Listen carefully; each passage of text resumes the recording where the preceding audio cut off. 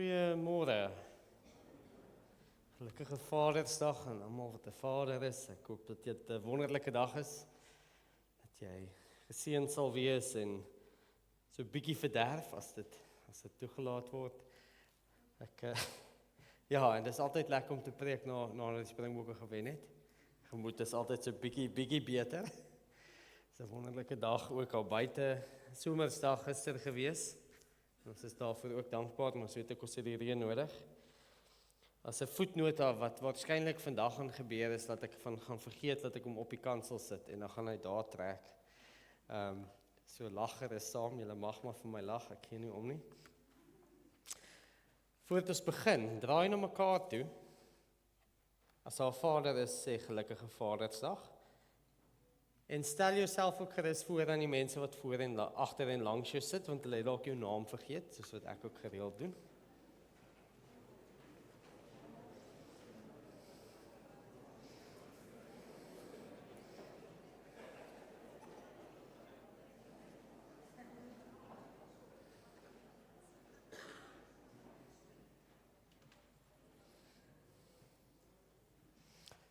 Wonderlik om in die huis van die Here te wees en dit is ook wonderlik om saam ook as 'n geloofsgemeenskap God te kan verheerlik. Kom ons raak ook 'n paar oomblikke gou stil. Ons gaan bewus word van God se unieke teenwoordigheid hier saam met ons as gemeenskap van gelowiges. Dan sal ek vir ons 'n fotum lees en dan gaan ons staande ons bring bidding hier ook sing as deel van ons fotum. Waarna ek die seën sal uitsort en dan sal ons ook 2 lofliedere sing. Die eerste een is Halleluja en dan ook Juig al wat leef, Psalm 100. So kom ons raak 'n paar oomblikke stil en raak net bewus van God se unieke teenwoordigheid vanoggend.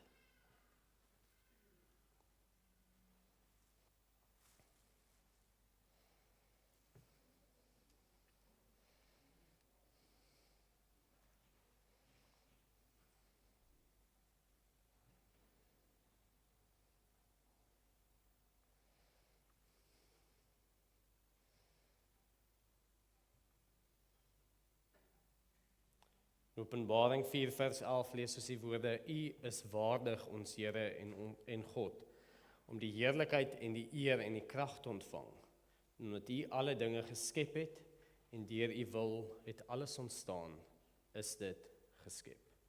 Dan lees ons ook vroeër in die hoofstuk: Heilig, heilig, heilig is die Here God, die Almagtige, hy wat was en wat is en wat kom. Kom ons reageer dan ook op hierdie votum, hierdie belofte waarin ons die diens begin met die woorde van ons bring aanbidding, Heer, aan U alleen.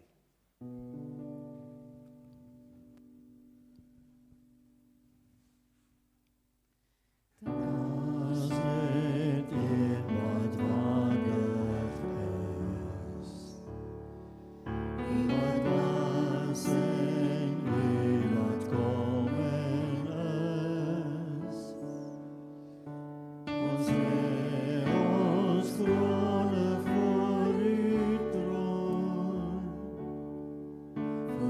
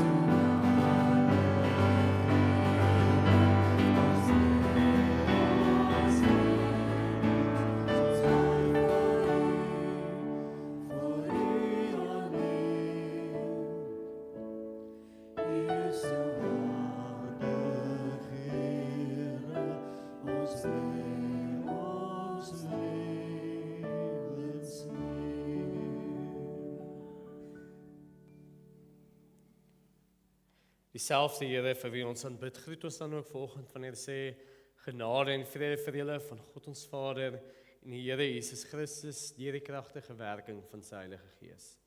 Amen.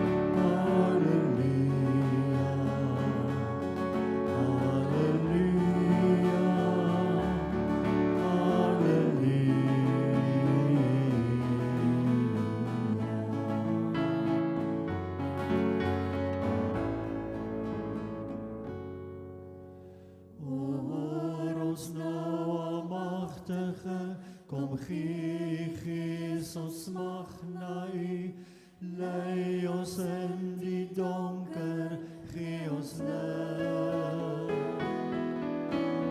Maak van ons wat U alleen en sien ons het sien, ons liefde wonder ons Halleluja.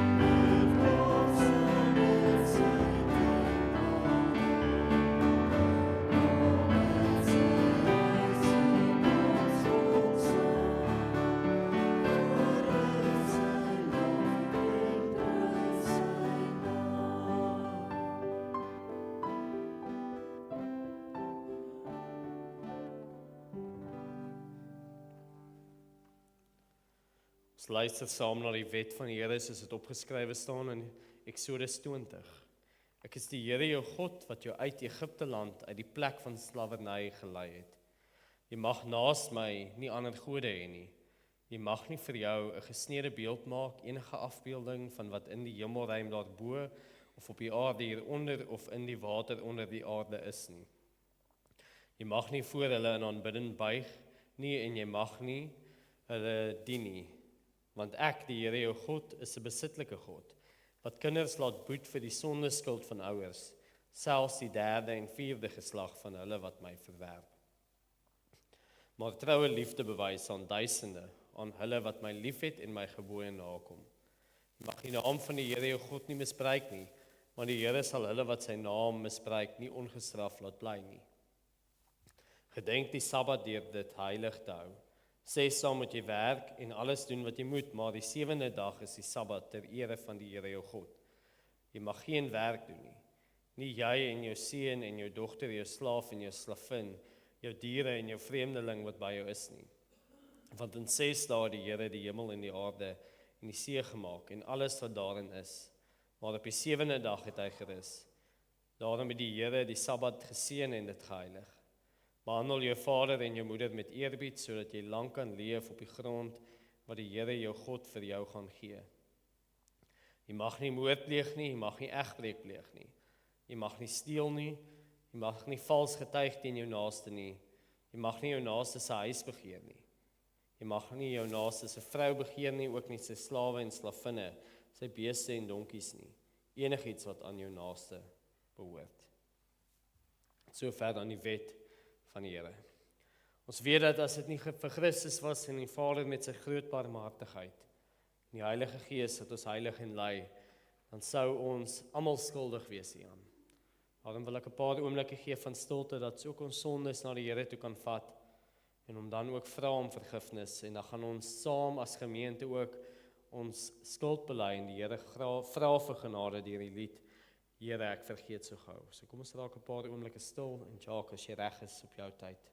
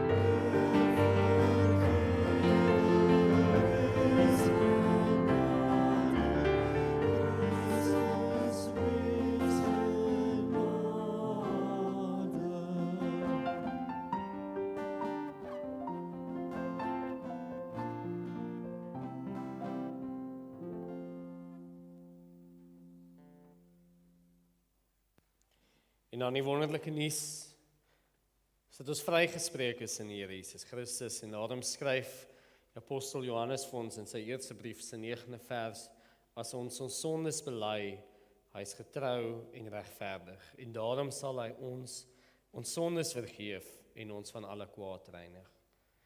Daarom op grond van die skrif sê ek volgend vir die gemeente. Almal wat 'n ware berou toon voor die Here is vrygespreek. Amen. Ek wil graag die kinders vorentoe nooi. Almal wat onder die ouderdom van 13 is, wil ek sê.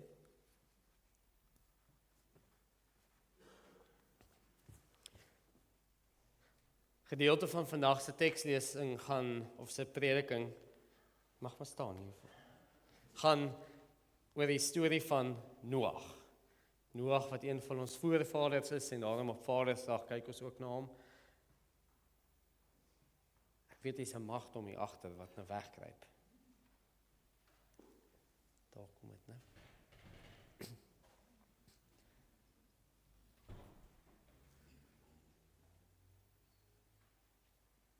As jy boetie. Hy kom nie, hy is te skaam. So ek wil gou by julle hoor. Wie van julle ken die storie van Noag? Daar sou jou hand was eers op. Wat kan jy vir my van Noag vertel? Die mense het nie in hom geglo dat daar 'n groot storm kom nie, maar toe het dit gekom. Toe het dit gekom. Ja. En toe waai hy weg, saam met die res van hulle. Ja. Nee. Hy het die ark gebou. Wat is 'n ark? 'n Groot boot wat op die water kan gaan. Ja, wat op die water kan gaan.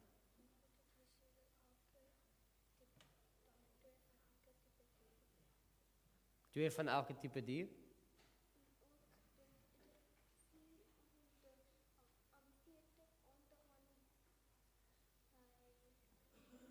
Is reg?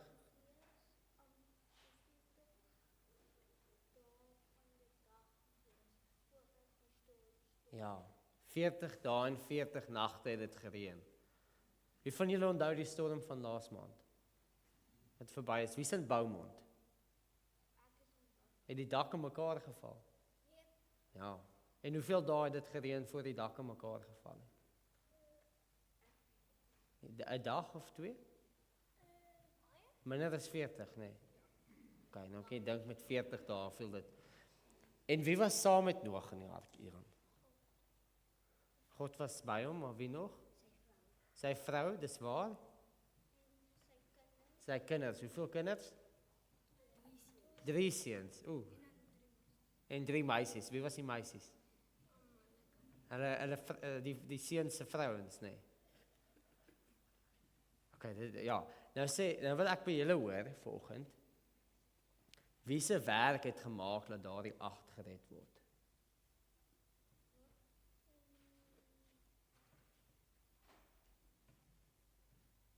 Was dit Noag of was dit sy familie? Dit was Noag, né?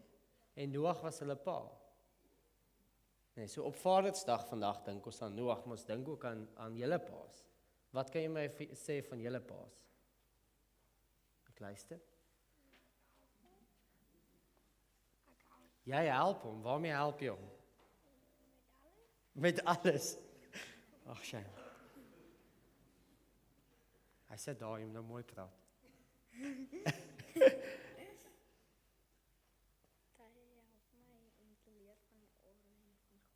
Ja, hy help jou om te leer van die orde en van God, is dit wat jy gesê het? Orde en van God, dis wonderlik. Die pa help jou om te leer. By wie kan ek nog hoor?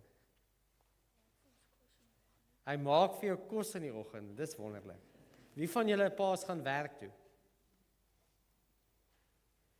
Okay, so ek weet van die maas gaan ook werk toe, maar jou pa help jou ook om kos te kry, nee. Okay, so vandag gaan ons Vadersdag vier. En julle gaan my nou help om vir die vaders iets uit te deel.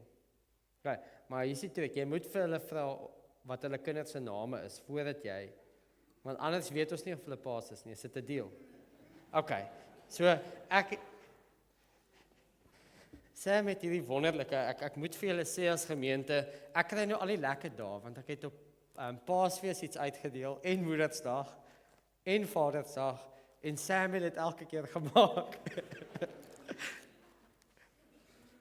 Okay, so julle moet nou saam, al die paas, steek asseblief julle hande op. Jy mag jouself vat, nie? Gaan gee hier agter vir die mense. Mooi. Okay. Doen nou mooi help. Help mekaar. Al die paas gaan deel vir die paas uit. Waar is jy met jou hand opsteek?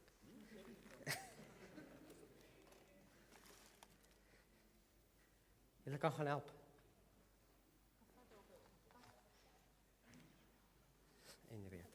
En Rita, ek moet dit daar byvoeg.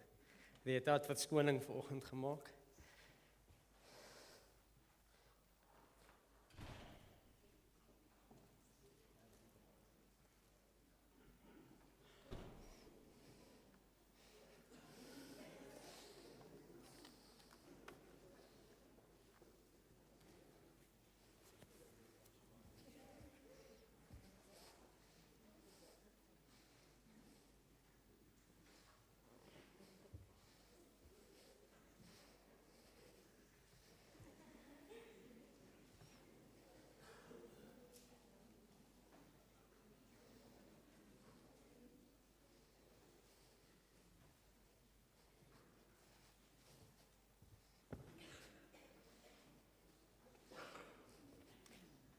Is Charlie al terug? Met die bak daar agter. Ek gaan kyk.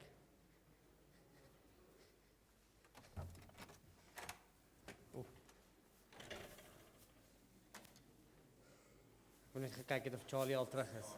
Okay. So let's see. Julle kan gaan sit as julle klaar is. Net seker maak of daar iemand oorgeslaan is. Dit is nou net 2 roomysbakke gehad, maar is daar bo? Julle moet boontoe ook gaan. Oegie. As daar tekort is, gaan ons krediet moet vat.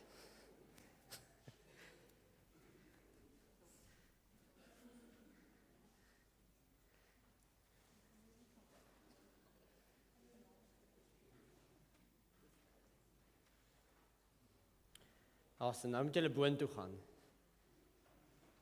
Enigiemand oorgeslaan hieronder? Ja, oorgeslaan met die...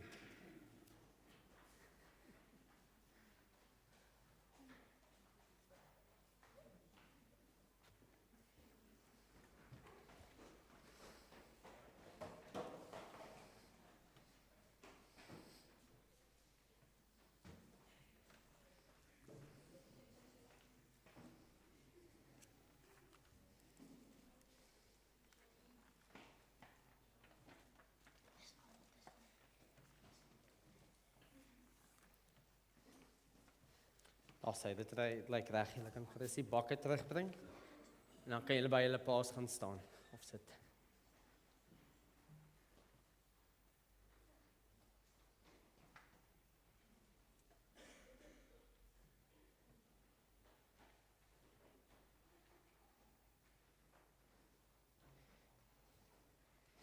Sê, 2 ekstra, iemand het goed getel. 3 ekstra. Daar sê, julle kan gerus gaan sit. 4 ekstra. 5. Ek het nou gehoop, dit is die vermeerdering van die brood. Baie ligte noot wil ek graag vra al die paas om te staan.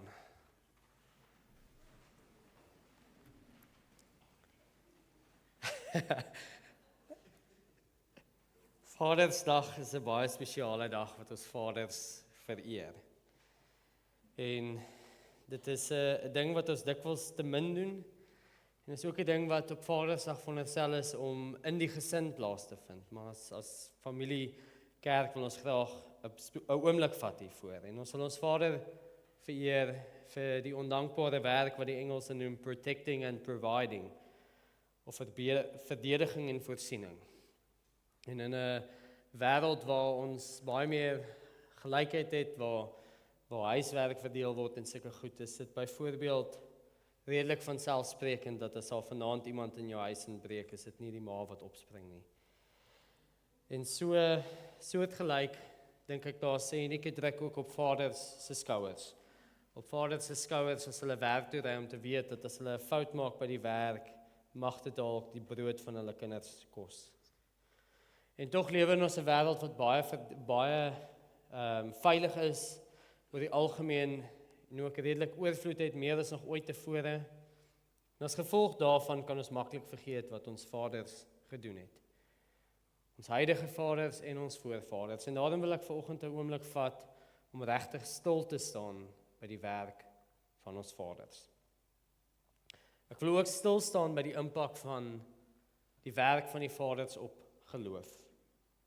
Navorsing uit Switserland en Amerika wys vir ons dat die vaders die grootste impak in die huishouding het wanneer dit kom by langtermyn geloof.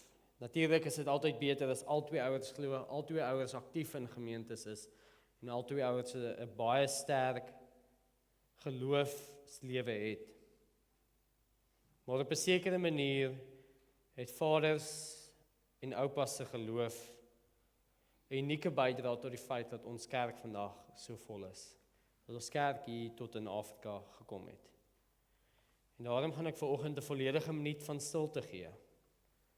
'n Minuut waar almal wat hier sit, gaan ek vra dat ons dink aan die werk wat hulle pa en hulle man, of dit nou lewend of dood is, doen. Die opoffering wat hulle gemaak het, sodat ons voorregte sal hê wat ander mense nooit sal hê nie. En ek gaan vra dat die mans wat hier staan vir die Here dankie sê, dat hy hulle sterk maak om so groot impak te hê op ons wêreld, maar ook op die geloof van hulle kinders. So kom ons raak 'n oomblik stil, ek gaan 'n minuut gee. En as die gemoed ongemaklik wil ek net vra dat ons bewus sal wees daarvan, hoe min ons hieraan dink. Kom ons raak stil.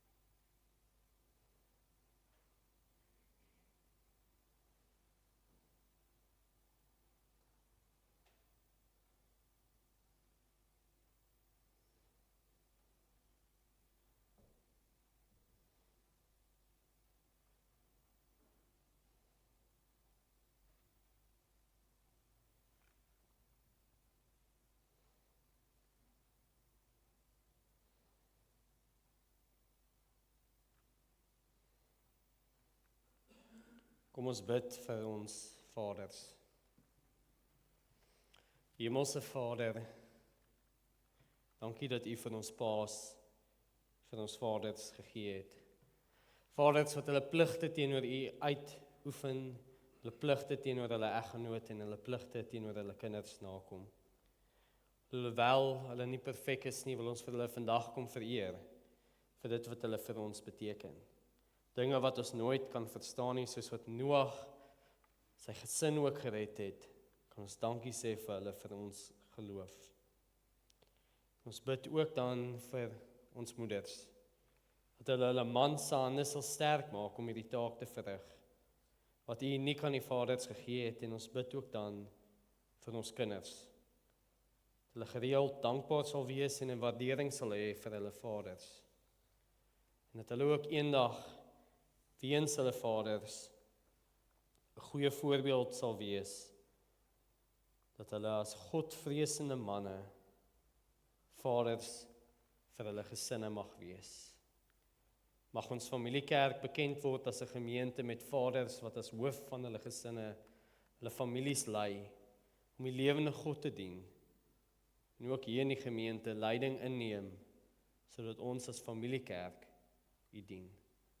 Ons bid dit nie omdat ons dit verdien nie, maar alleen uit die groot en heilige naam van Jesus Christus. Amen. Kan gerus sit. Besef nou van die kinders het al weggehardloop, dit was die gaas, maar ons het nog 'n kinderlied oor Noag, wat sê Noag het 'n ark gebou, die mense het hom uitgejou. So kom ons sing sit in daai lied en dan kan die kinders ons ook verlaat.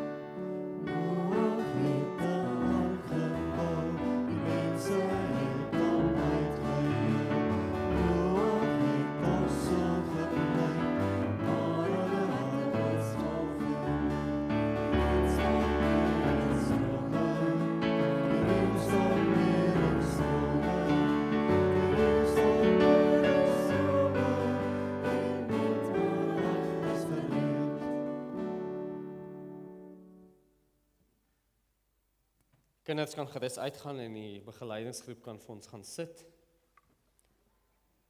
Ek weet nie of daar van die kinders is wat nog wil uitgaan nie. Ek sien, kan gerus by ouma sit as hulle wil. Hulle kan ook gerus uitgaan. Ian, sal jy die twee, net daai twee ook help, dat hulle weet waartoe om te kom, te gaan? Ja, welkom, dankie, hulle is agter jou.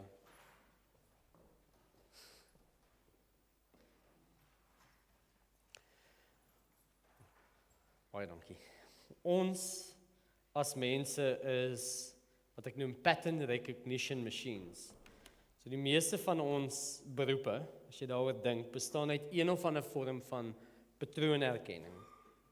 En daarom bestaan meeste hoërskoolvakke ook uit patroonherkenning, wat ons analise noem of abstrakte denke. En julle kan my gerus na die tyd kom sien die tieners vir 'n post-eksamen tip vir leerwerk. Natuurlik gaan julle dit definitief onthou. Maar as jy 'n ding verstaan, as jy hom analiseer en jy verstaan die patroon, dan is dit baie maklik vir jou om dit te onthou. En soortgelyk is daar ook geestelike patrone.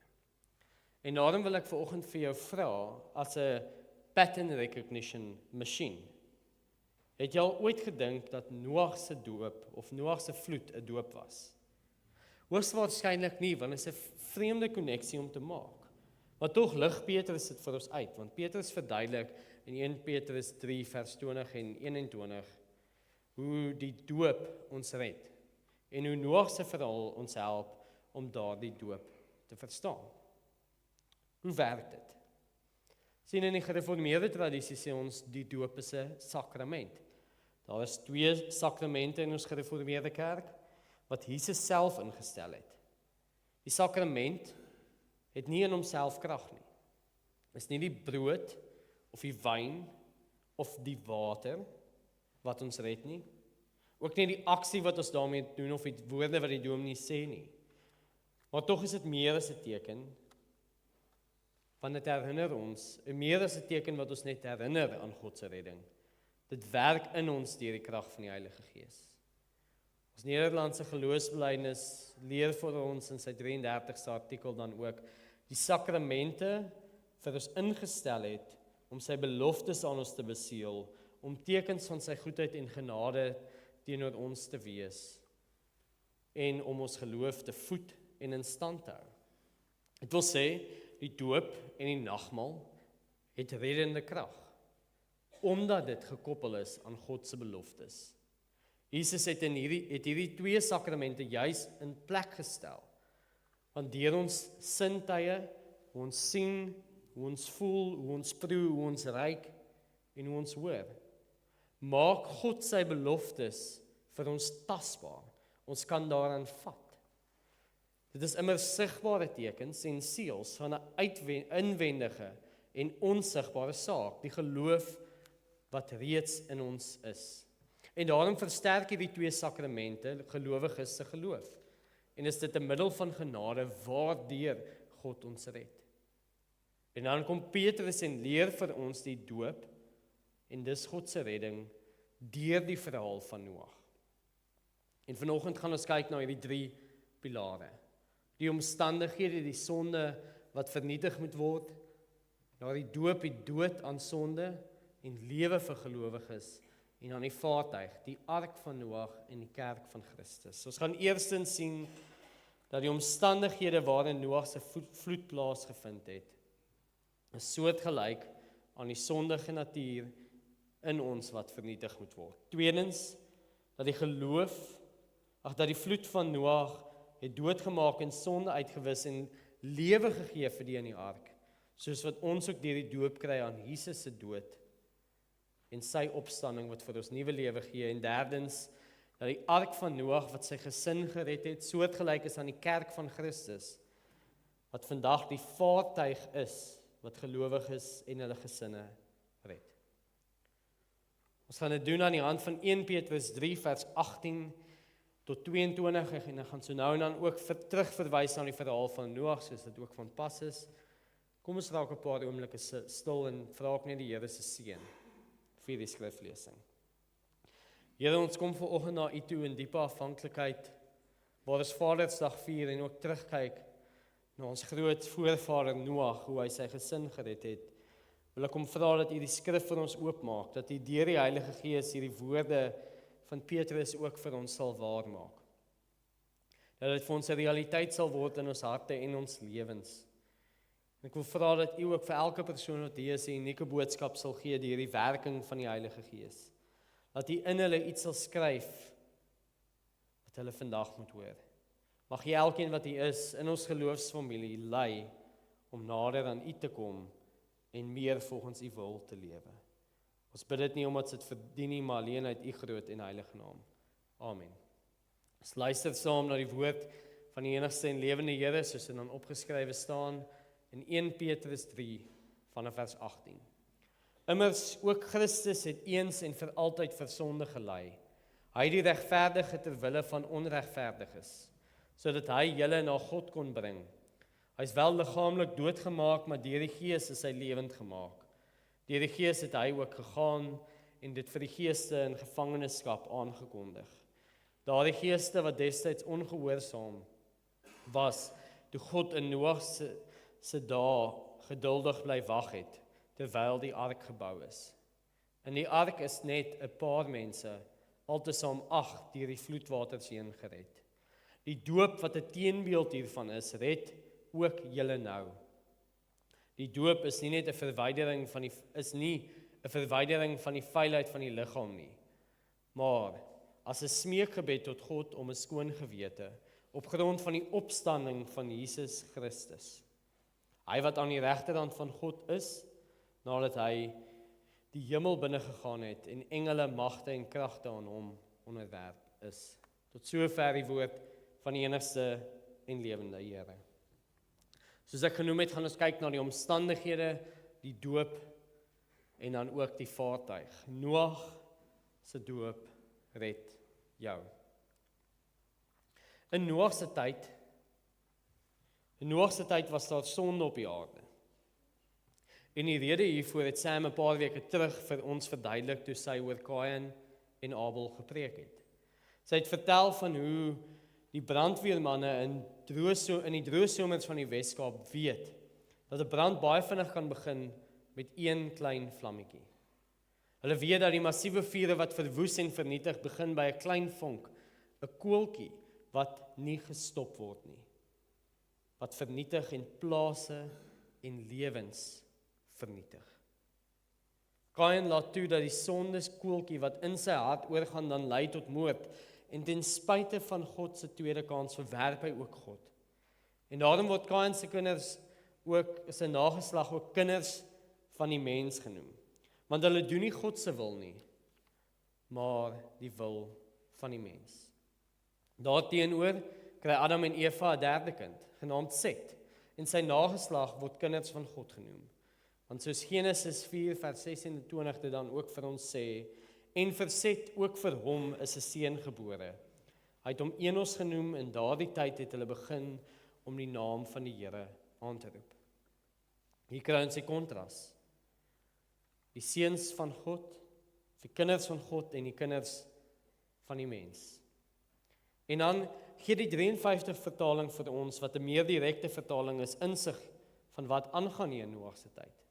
Wanneer dit vir ons sê, toe die mens op die aarde begin vermeerder en daar vir hulle dogters gebore is, sien die seuns van God dat die dogters van die mense mooi was. Hulle het vir hulle as vroue geneem, almal wat hulle verkies het. Sien, met ander woorde, die mans van God, die mense wat God gevolg het, maak 'n groot fout. Hulle volg die regte pad, maar val op een groot kriteria: hulle gesinne. Hulle toets nie hulle potensiële eggenote aan hulle geloof nie, maar trou eerder ongelowiges omdat hulle mooi is. In plaas daarvan om te vra of hulle God liefhet, of hulle hom vrees, of hulle hom volg, val hulle eerder vir 'n blonde meisie met blou oë. In plaas daarvan om te vra of hierdie vroue my kinders na God sal lei, raak hulle verlei deur mooi bene. En dit is vandag ook 'n groot versoeking. Seuns en dogters wat eggenote soek in 'n wêreld met goed soos OnlyFans, alkoholmisbruik op universiteit en apps. Ons seuns gaan dikwels vir maklike meisies. En ons dogters soek bad boys. Want ons het hulle nie voorberei vir die sonde van die tyd nie, vir die uitdagings van die dating world nie. Gevolglik kry ons gebroke huishoudings met ongelowige kinders. Net soos in die tyd van Noag. En dan meng hierdie twee, volgens die verhaal van Noag, dan kry ons gelowiges en ongelowiges wat trou. En dan soos ons verwag, besmet die sonde alles.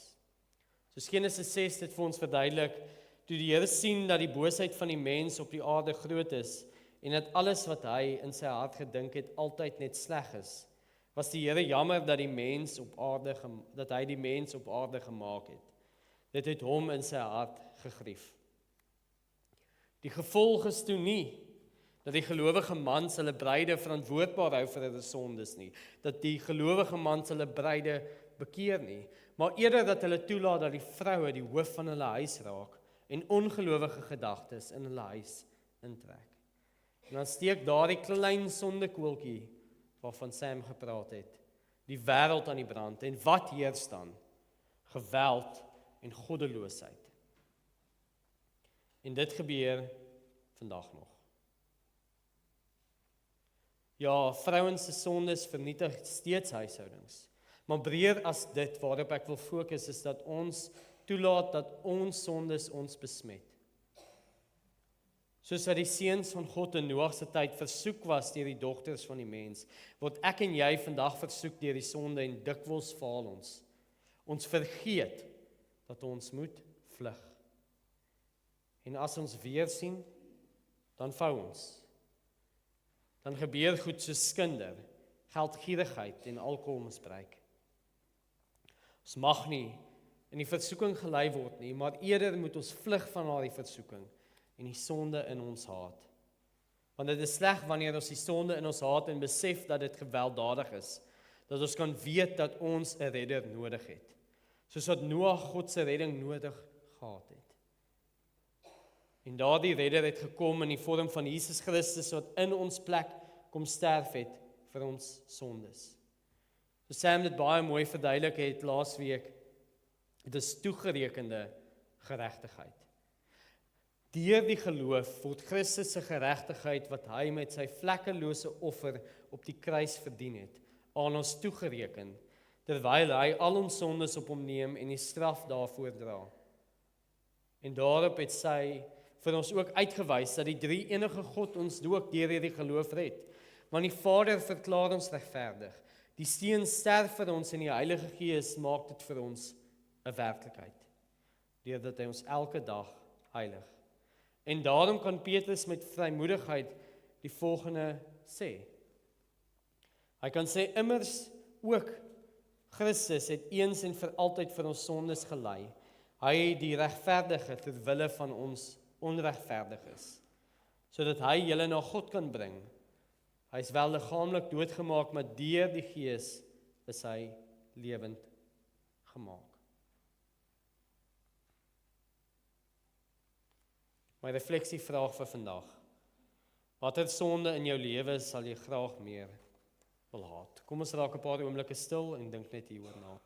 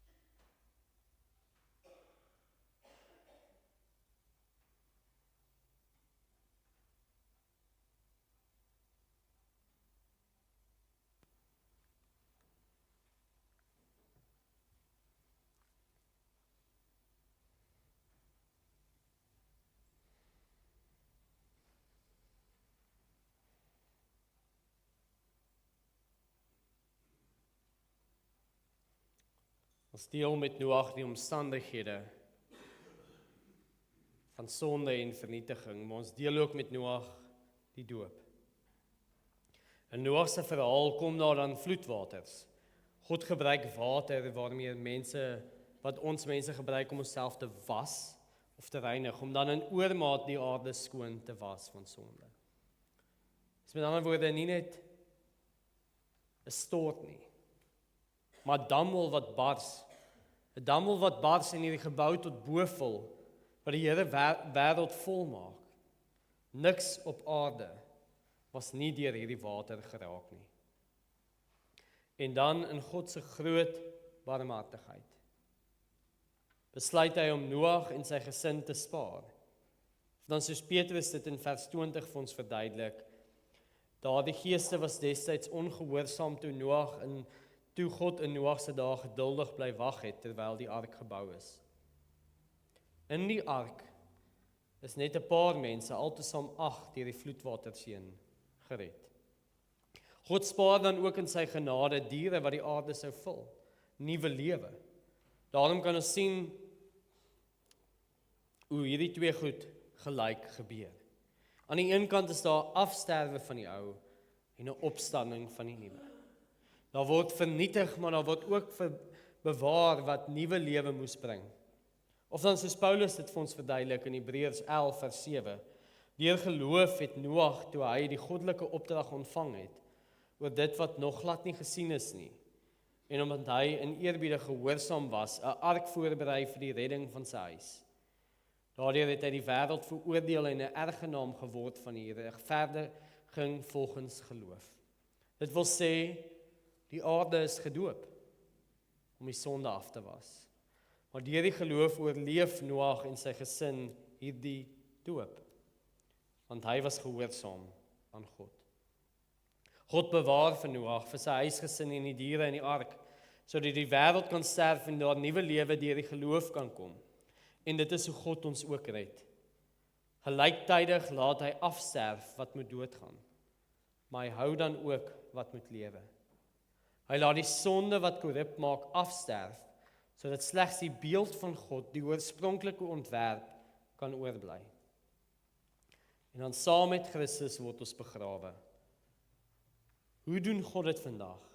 Nie deur 'n ark nie, maar deur 'n ander stuk hout, deur 'n kruis. Deur die kruisdood en opstanding van die Here Jesus Christus. Soos Paulus dit dan vir ons uitlei in Romeine 6 vers 3 en 4. Of weet julle nie dat ons wat in Christus Jesus gedoop is, in sy dood gedoop is nie. Deur die doop is ons dus saam met hom in die dood begrawe, sodat net soos Christus deur die magtige heerlikheid van die Vader uit die dood opgewek is, ook ons so 'n nuwe lewe kan lei. Met ander woorde, die doop wat ons ontvang is 'n teken van wat letterlik met Noag gebeur het en geestelik met ons gebeur. Die sonde word afgesterf en daaruit kom 'n nuwe lewe. Dink byvoorbeeld aan die strand.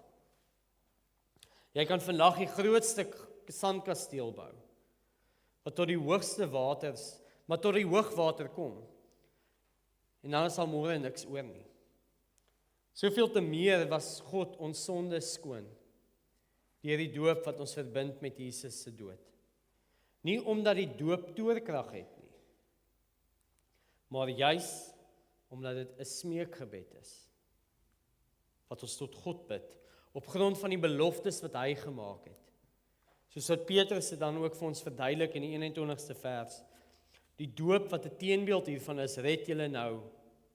Die doop dien nie as 'n verwydering van die vuilheid van die liggaam nie, maar as 'n smeekgebed tot God om 'n skoon gewete, op grond van die opstanding van Christus. En dan kom daar nuwe lewe.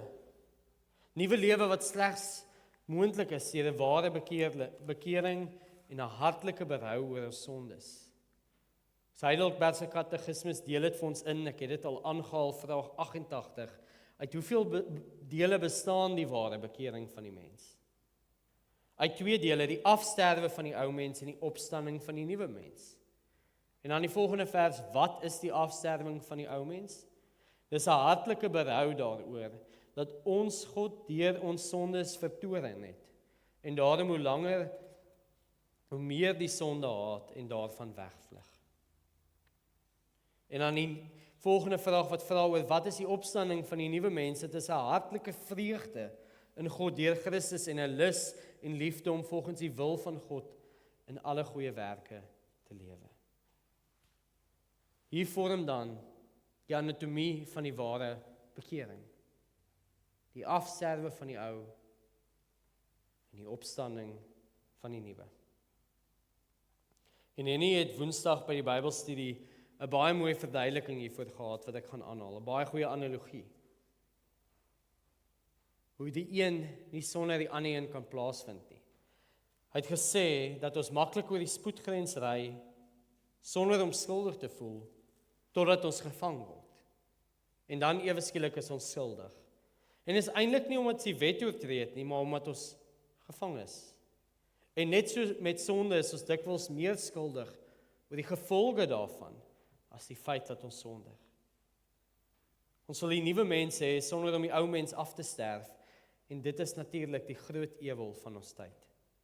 Ons lewe in 'n groot manifesteer of positive thinking wêreld. Ons rakke is vol van selfhelp, waar jy moet voel jy's 'n beter mens, waar die mens perfek wil wees, sonder om enige van die pyn of skande van sonde te ervaar. Die wêreld se weergawe van vergifnis is moenie judge nie, of ek is maar net 'n mens. Geen ware berou of opregte sonde besef nie. Dink maar net, wat sien ons op die TV? As 'n hoofkarakter haar boyfriend los of haar verloofde, wat sê die vriendinne? Hy weet nie wat hy verloor nie. Jy is beter, jy verdien beter. Jy het nie 'n man nodig nie. Maar wat sê hulle eintlik daardeur? As jy goed genoeg van jouself dink, dan kan jy maar eintlik al jou tekortkominge vergeet. Alles wat jy verkeerd gedoen het in daardie verhouding. En as iemand dan daardie ligkasteel se bubbel bars met 'n bietjie realiteit, dan is dit asof jy wat die bubbel bars Satan homself is. Want die hele identiteit en reputasie word gebou op daardie illusie. Hoe kan God immers verwag dat ek daardie illusie opgee? Hoe kan hy verwag dat ons nie moet vashou aan hierdie valse identiteit nie? Dit is die ewel van die werk, van die wêreld. En dit is soms wat ons doen. Ons maak soms 'n afgod van dit van wie ons wil wees en hou daaraan vas sonder om die sonde in ons lewe raak te sien. In plaas daarvan dat ons toelaat dat God ons identiteit bepaal. Kom ons raak stil op hierdie vraag, hoe lei die afsterwe van jou sonde na 'n liewe lewe in God? Kom ons raak stil.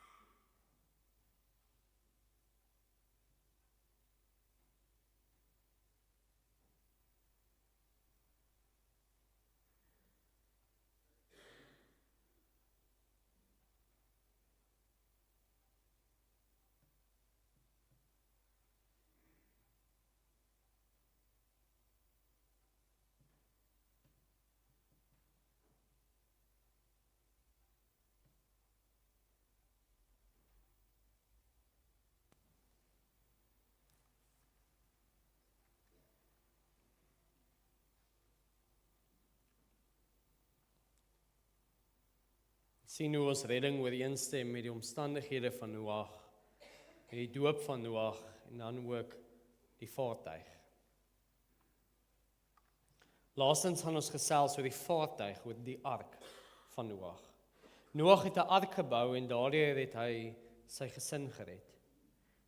God gee vir Noag spesifieke instruksies. Hy sê vir hom, maak vir jou 'n ark van goferhout.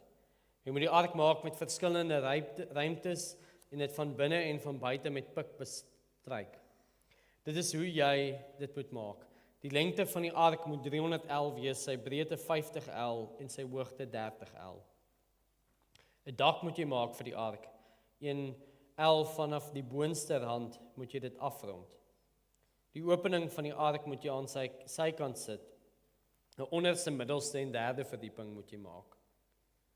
En dan volg Noag hierdie instruksies en dan red God hulle. Nie omdat Noag die ark perfek gebou het nie, maar eerder omdat hy deur sy gehoorsaamheid op God se beloftes reageer. En daardie redding loop dan uit oor 4 hoofstukke op nog 'n belofte. 'n Belofte dat God nooit weer die aarde met 'n vloed sal vernietig nie. God verseël sy verbond met Noag, dan ook met die teken van 'n reënboog. En as ons hierdie reënboog verstaan, hierdie teken van die reënboog, dan verstaan ons hoekom die wêreld gebroken en stikkend is. Hoekom daar soveel swaar kry is. Sien, God gee die reënboog as 'n teken van genade. As 'n teken dat hy toekomstige sonde sal verdra en nie toelaat dat hy die wêreld totaal en dat hy nie die wêreld totaal sal vernietig nie. Totdat hy dit aan die eindtyd finaal sal oordeel. Hy gee wat ons noem algemene genade. Dit wat aan almal toekom. Spasie vir sonde. Dat niemand, ek of jy, ooit in hierdie lewe volkome die straf vir ons sondes hoef te dra nie. Tot die finale oordeelsdag kom. Aan die een kant beteken dit dat ek en jy genoeg tyd het om tot bekering te kom. Want ons almal was immers op die verkeerde pad en moes wegdraai van God. Soos wat Paulus dit ook vir ons sê in 1 Korintiërs 6 vers 11. Nadat hy sonde lys, sê hy, so was sommige van julle ook. Maar julle het julle laat was. Julle is geheilig en julle is vrygespreek in die naam van die Here Jesus Christus en deur die Gees van God. Aan die een kant het ons genoeg tyd om tot bekering te kom, maar aan die ander kant beteken dit dat daar steeds sonde in die wêreld is. Sonde wat beteken dat iemand vanaand in jou huis kan inbreek. Sonde wat beteken dat jou vrou op jou kan verneek. Sonde wat beteken dat daar weggegooide en weeskinders in die wêreld is. Ons verstaan dit nie altyd nie en dis nie ons plek om daaroor te oordeel nie. Maar ons het 'n verduideliking hiervan in Noag. En daarom is dit dan ook logies dat die kerk waar ons vandag sit nie perfek is nie. En ek verwys nie na 'n stuk in 'n PowerPoint of 'n orgelpyp wat bietjie gestem moet word nie, maar na onvolmaakte leierskap. Selfs party daar slegte predikante, hopelik in ons geval mediocre, ons hoop maar vir die beste, en onchristelike lidmate. Die kerk is onperfek. Sien, soos wat die ark 'n vaartuig was vir God se redding, is die kerk Christus se liggaam, soos ons Vrydag ook vir mekaar gesê het, God se vaartuig vir ons ewige redding. 'n Vaartuig wat nie deur mense hande soos Noag se ark gebou is nie, maar wat deur Jesus self ingestel is. Dit dra ons deur die wêreld en heilig ons deur woordverkondiging, sakramente en gemeenskap met mekaar. Maar soos wat Noag se ark die saad van sonde gedra het, met ander woorde sy nageslag het steeds gesondig en dis hoekom ons sonde het, dra die kerk ook dikwels die saad van sonde.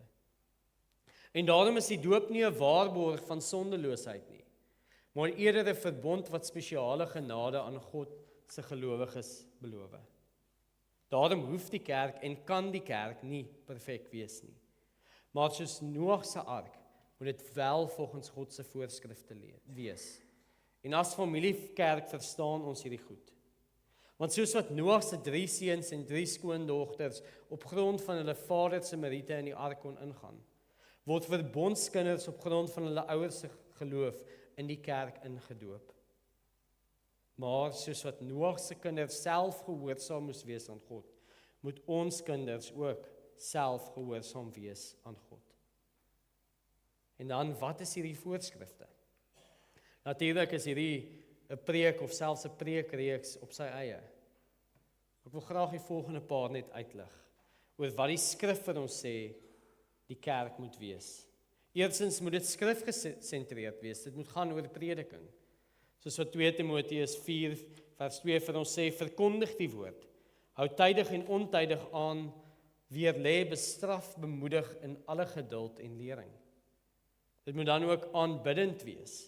Dit moet God verheerlik. Dat ons dan deur hom voortdurend 'n lofoffer aan God bring. Dis die vrug van die lippe wat sy naam bely. Hebreërs 13 vers 15. Dit moet dan ook volgens 1 Korintiërs 14 vers 40 ordelik wees. Dit moet 'n beplande plek en tyd hê en dinge in die diens moet ook ordelik wees. Laat alles egter gepas en ordelik verloop. Dan moet dit ook weekliks wees. Dit is nodig om elke week deel te wees van ons lewens. Soos wat ons vroeër in Eksodus 20 ook gelees het, gedenk die Sabbat deur dit heilig te hou. 6 dae moet jy werk en alles wat jy moet. Maar die 7de dag is 'n Sabbat ter ere van die Here. Dan is dit ook verpligtend.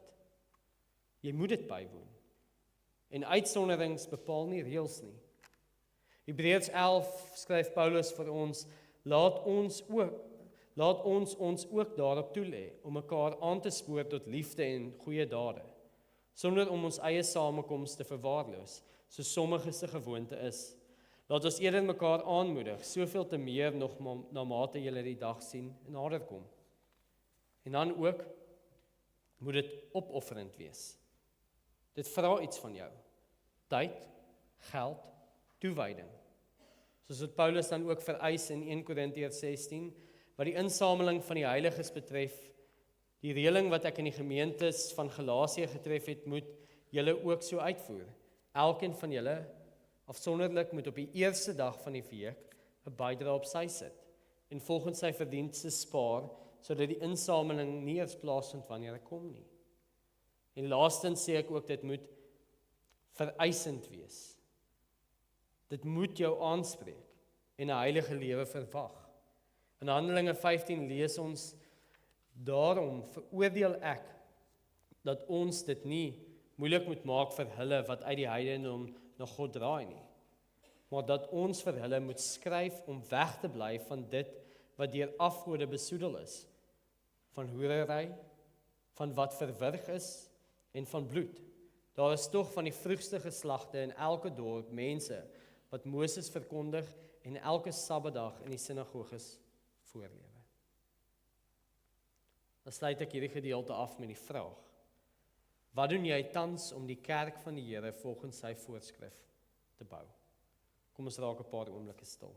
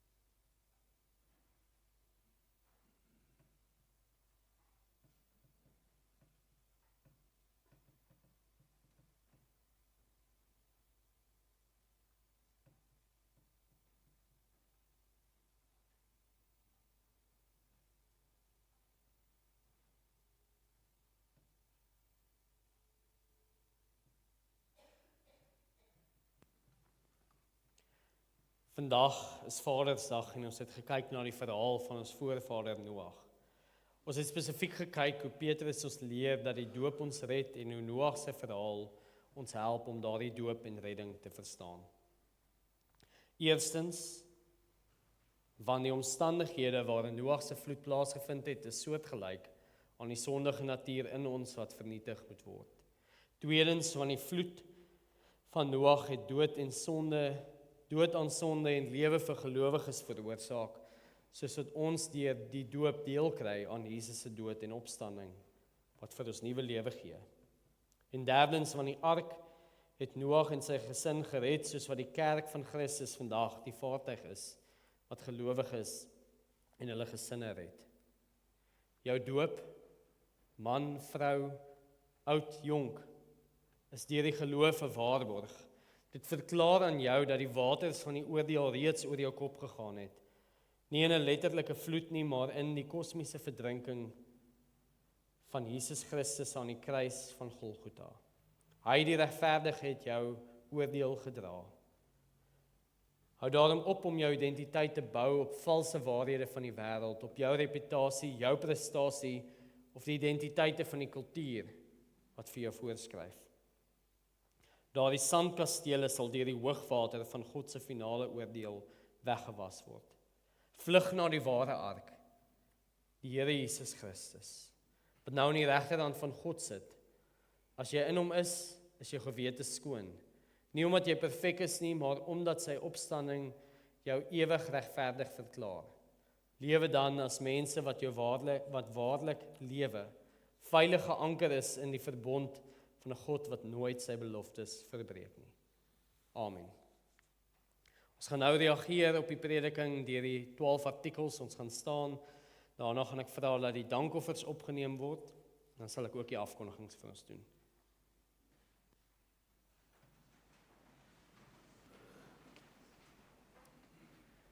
Ek glo in God die Vader, die Almagtige, die Skepper van die hemel en die aarde, en in die Here Jesus Christus, sy eniggebore Seun, ons Here, wat ontvang is van die Heilige Gees, gebore is uit die Maagd Maria, wat gelei het onder Pontius Pilatus, gekruisig is, gesterf het en begrawe is, en ter helle neergedaal het, wat op die 3de dag weer opgestaan het uit die dode, wat opgevaar het na die hemel en sit aan die regterhand van God, die Almagtige Vader, van waar hy sal kom om te oordeel die wat nog lewe en die wat reeds gesterf het.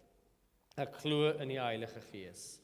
Ek glo aan 'n heilige algemene Christelike kerk, die gemeenskap van die heiliges, die vergifnis van sondes, die opstanding van die vlees en 'n ewige lewe. Amen.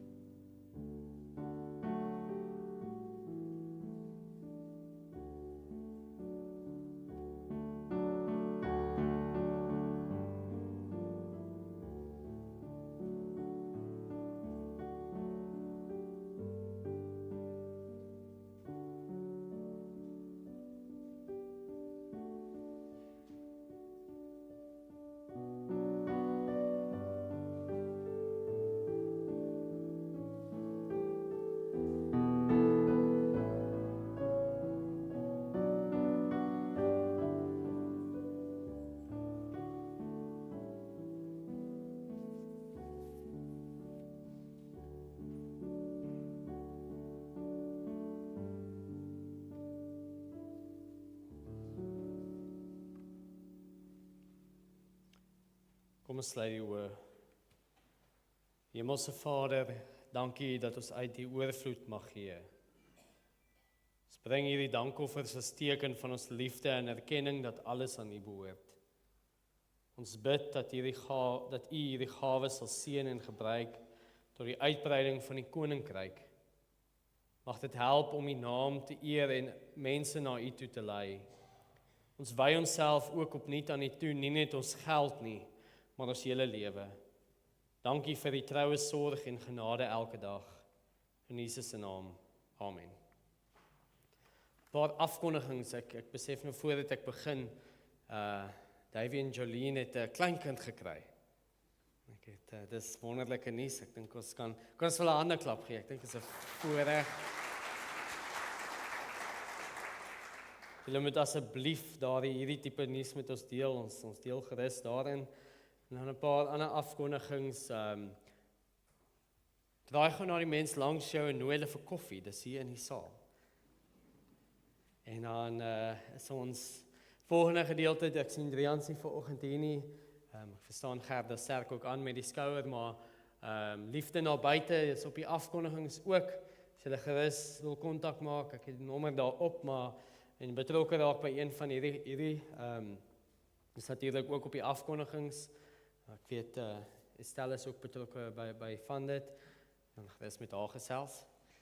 En dan Dinsdag aand is kerk, dat is vergadering, soos vra voorbereiding daarvoor, voordat kom die fondse by mekaar ook. Bid gerus vir ons daar, vir wysheid en insig.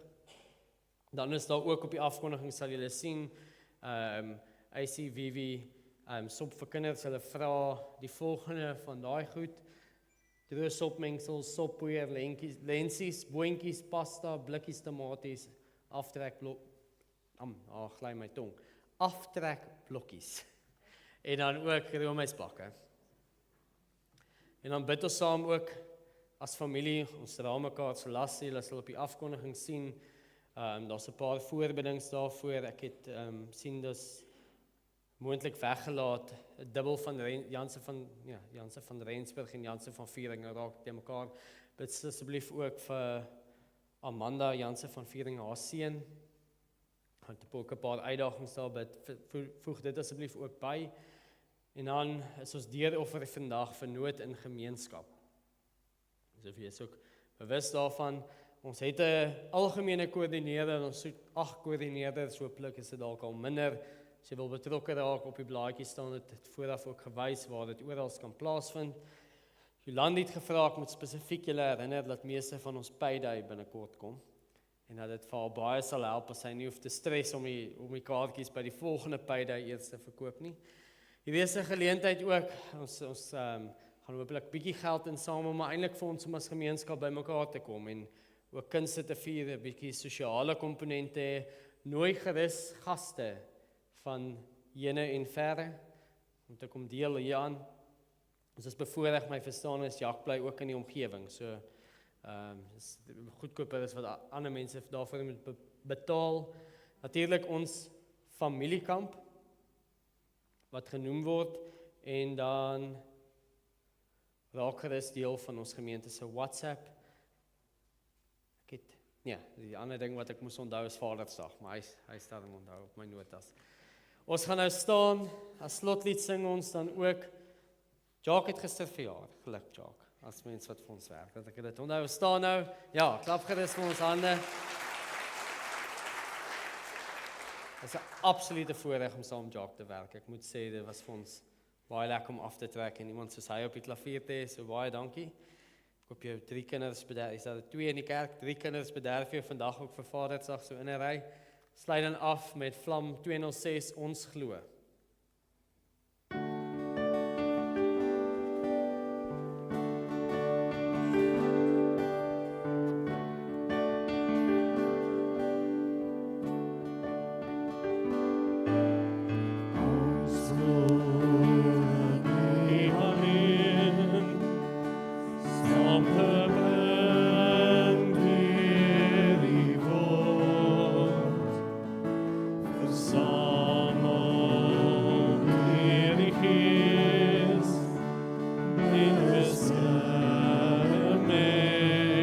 Soul.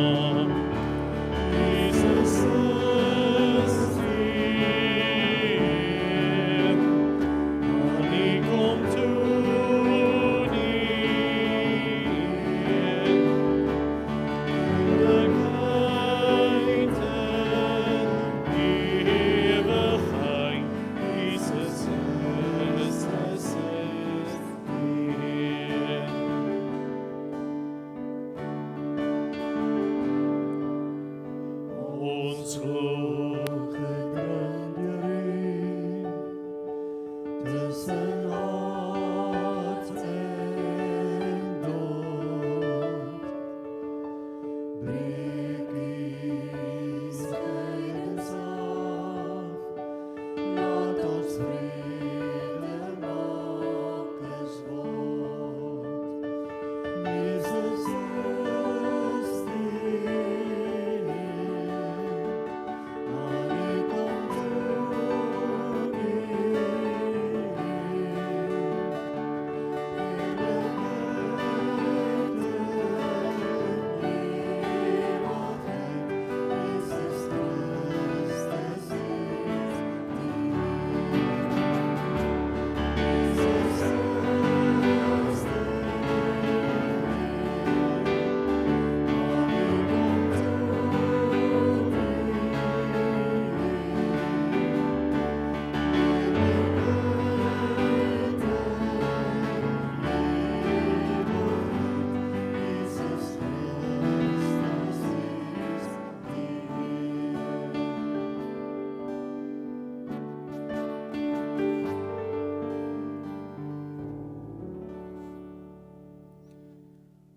Ontvang dan ook die seën van die Here en dan reageer ons ook daarop deur Onse Vader.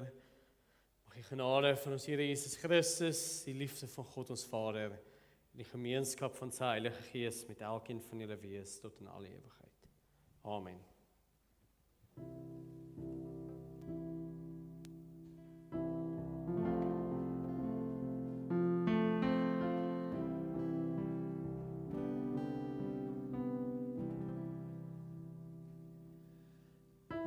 Ons Vader wat woon in die hemel,